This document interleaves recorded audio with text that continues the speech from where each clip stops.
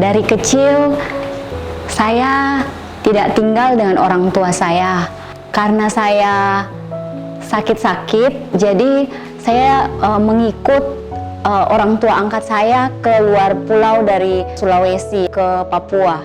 Dari kecil aku nggak ngerasain yang namanya kasih sayang orang tua karena papa mamaku udah cerai. Terus aku diberikan kepada nenekku untuk diasuh olehnya.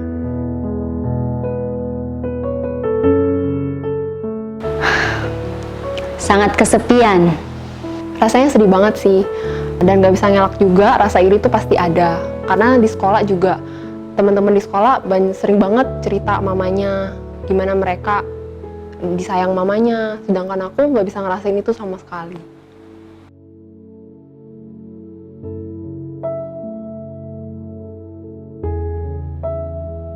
Pertama, karakter aku jadi suka menurut gitu.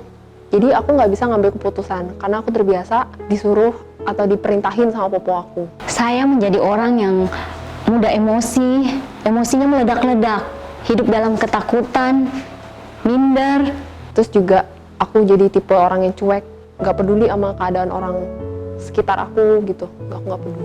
Suka menghakimi orang lain, sangat senang dipuji, ambisius, baper, dan stres berat sampai penyakit asam lambung saya sangat berat.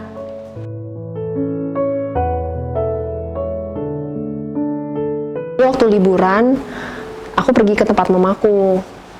Tapi setelah aku selesai liburan, aku pulang ke rumah popo aku. Terus sikap popo aku jadi berubah sama aku. Dia jadi suka marah-marah. Puncaknya, ada satu malam, dia marahin aku. Setelah itu dia ngusir aku. Gak tau kenapa, habis itu aku keluar dari rumah. Kalau ada masalah, saya bingung mau cerita sama siapa. Singkat cerita, aku balik lagi ke rumah popo. Tapi di situ hubungan kami jadi makin buruk. Tiap hari dia jadi suka marah-marahin, tambah marah-marahin aku. Aku jadi stres banget, sampai sempet pengen bunuh diri. Tiap hari kerjaan aku tuh pulang sekolah, masuk ke kamar, kunci pintu, dengerin lagu sambil nangis. Lebih dari apa di dunia,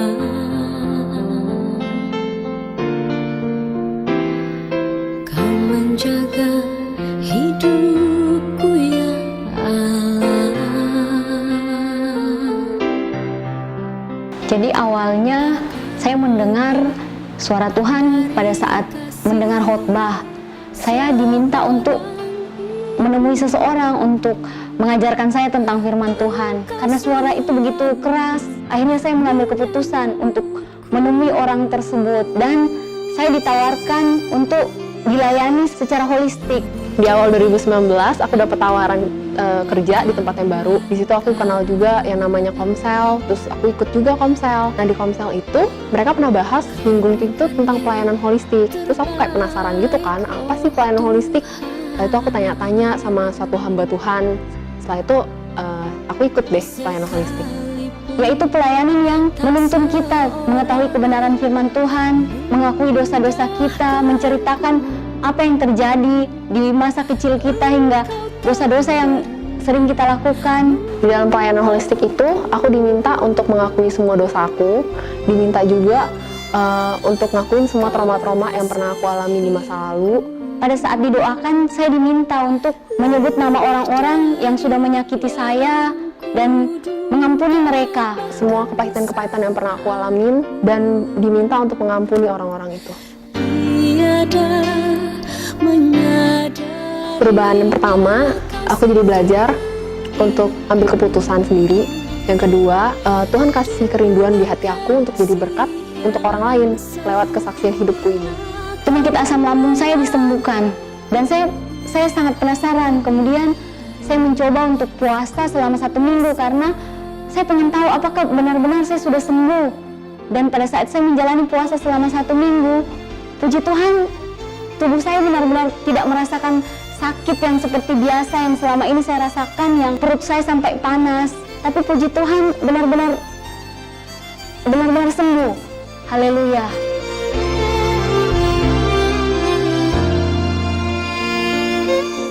Jika kalian memiliki kepahitan kepada orang tua kalian atau siapapun yang pernah menyakiti kalian, mungkin dulu atau sekarang kalian memiliki orang tua yang tidak seperti yang kalian harapkan. Kalian menjadi kecewa. Ingat satu hal, Tuhan Yesus sudah mengampuni kita. Jadi pasti kita juga bisa melepaskan pengampunan bagi mereka yang telah menyakiti kita. Pesan aku buat temen-temen, kalian gak akan bisa lewatin itu semua kalau gak minta pertolongan Tuhan. Datang sama Tuhan, biarin Tuhan masuk dalam hati kamu, dan Dia akan memulihkan hidup kamu. Lepaskan pengampunan teman-teman, biar kita bisa menjadi pulih dan kita bisa menjadi sembuh. Percayalah, Tuhan Yesus mengasihi kita semua. Kau mengasihiku. Papa, Mama, saya sangat mengasihi kalian. Kenapa saya bisa mengasihi kalian? Karena kasih Yesus telah memampukan saya. Kasih Yesus telah mengutuhkan saya sehingga saya bisa mengasihi kalian. Dan percayalah, Papa, Mama, Tuhan Yesus juga mengasihi kalian, mengasihi kita semua, mengasihi keluarga kita. Buat Papa, Mama, Angel sayang sama kalian. Walaupun dari kecil Angel gak pernah ngerasain rasa kasih sayang kalian, tapi Angel bersyukur punya orang tua kayak kalian. Terima kasih buat jadi orang tua yang baik buat Angel.